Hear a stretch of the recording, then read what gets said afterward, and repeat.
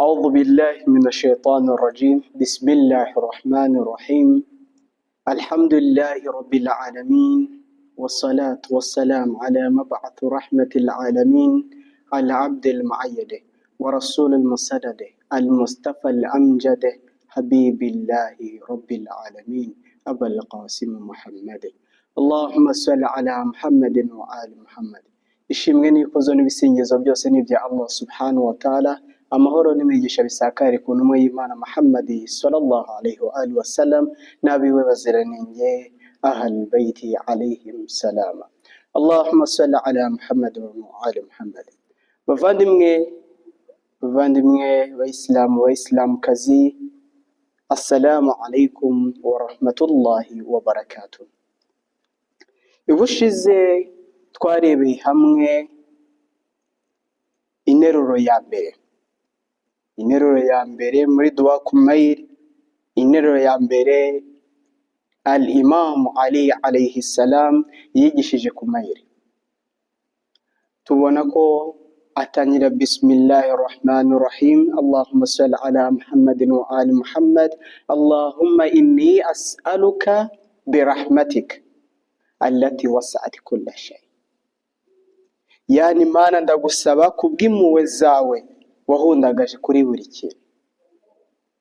Twabonye birahmatika, iyi harfu jarri igaragaza ukwemera n'ukwizera uri gusaba afite, yuko zirampuhwe twabonye ebyiri, impuhwe zibone ku bantu bose rusange, ndetse n'impuhwe zateganyirijwe babandi bemera Imana imwe rukumbi, ndetse n'abemera intumwa y'Imana Muhammad sallallahu alaihi wa alihi wasallam, ndetse n'abayobozi 12 nyuma y'intumwa y'Imana Muhammad sallallahu alaihi wa alihi wasallam Allah subhanahu wa ta'ala yahisemo, ndetse bakemera n'umunsi w'imperuka n'igitabo cya Allah subhanahu wa ta'ala n'abamarayika.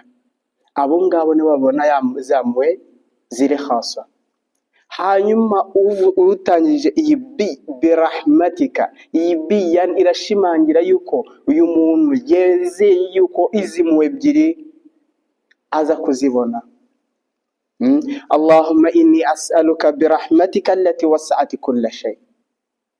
Yani nyuma y'iyi nukta, iyi nteruro, al-Imam Ali alayhi salam yigisha kumail akamubwira ngo wa bikuwatika allati kaharata biha kulla shay. Akamubwira ati no kumbaraga no kubw'imbaraga zawe uganza buri kintu. Bavandimwe, muri sifatullahi ta'ala, mu bisingizo bya Allah subhanahu wa ta'ala harimo ko ari nyiri mbaraga. Iyo tugiye kureba dusanga sifati za Allah subhanahu wa ta'ala hari sifati thubutiya. Iyi sifati thubutiya nayigabanyijemo sifati dhatiya wa sifati fi'iliya. Iyi sifati dhatiya ni bya bisingizo by'ukuri biri karemano, aho dusanga n'uhoraho. Hakaza na sifati fi'iliya, aho dusanga utanga riziki,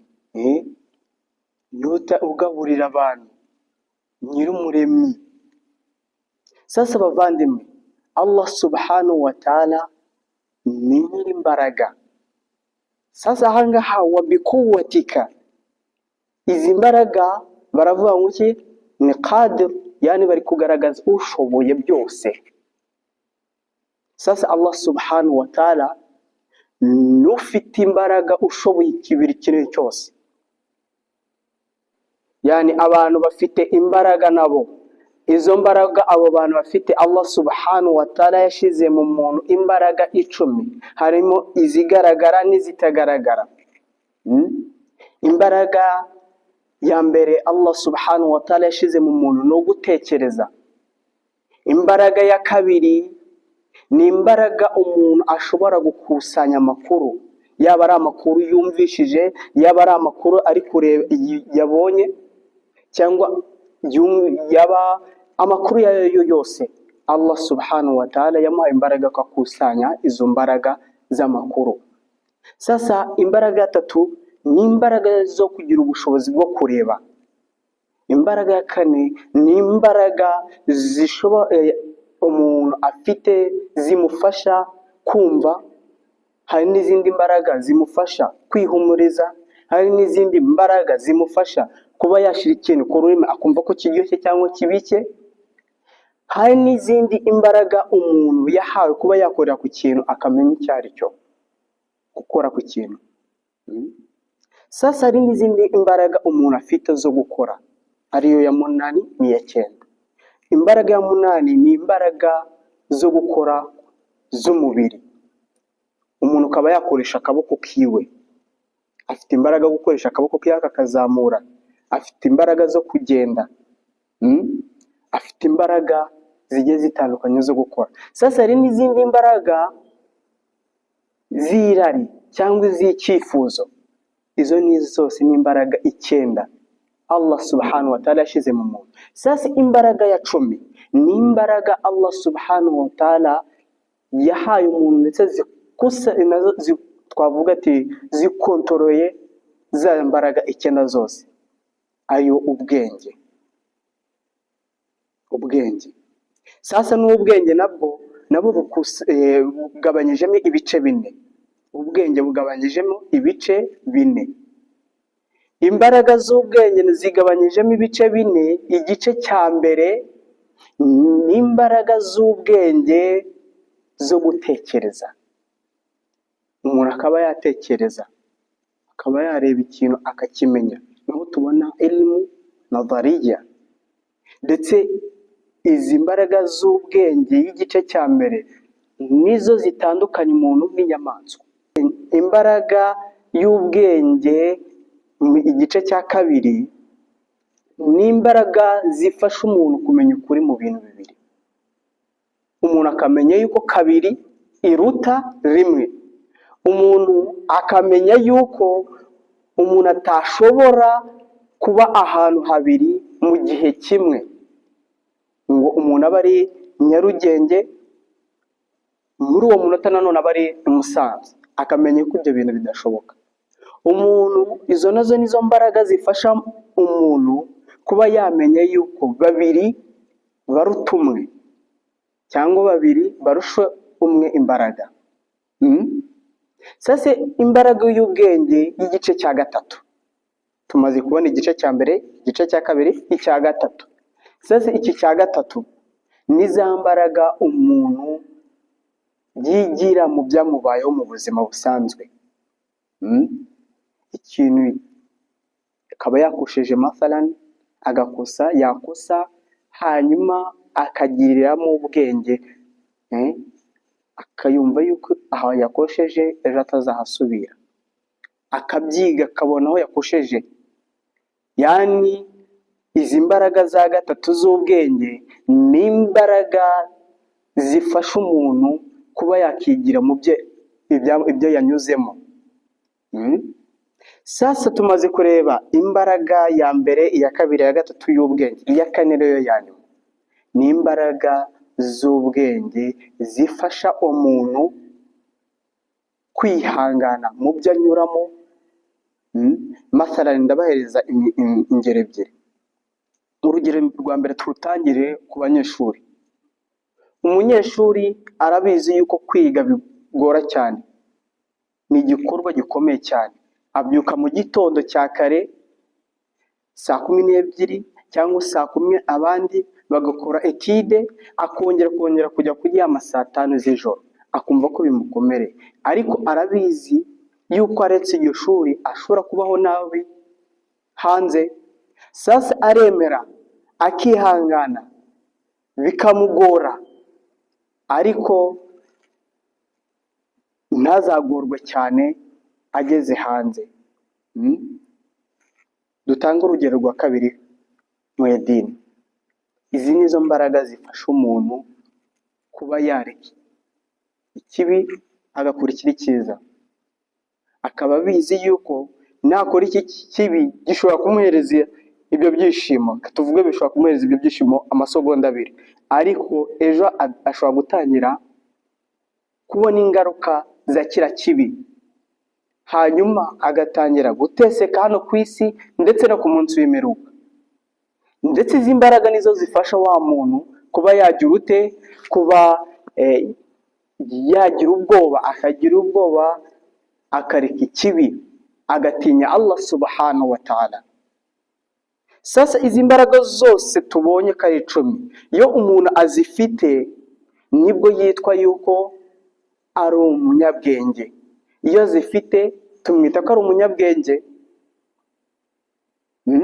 Sasa izi mbaraga ko ari enye z'ubwenge, nanone twavuga ko iya mbere n'iya kabiri ari imbaraga karemano, hanyuma iya gatatu n'iya kane tukayita ko ari imbaraga umuntu akura mu kwiga.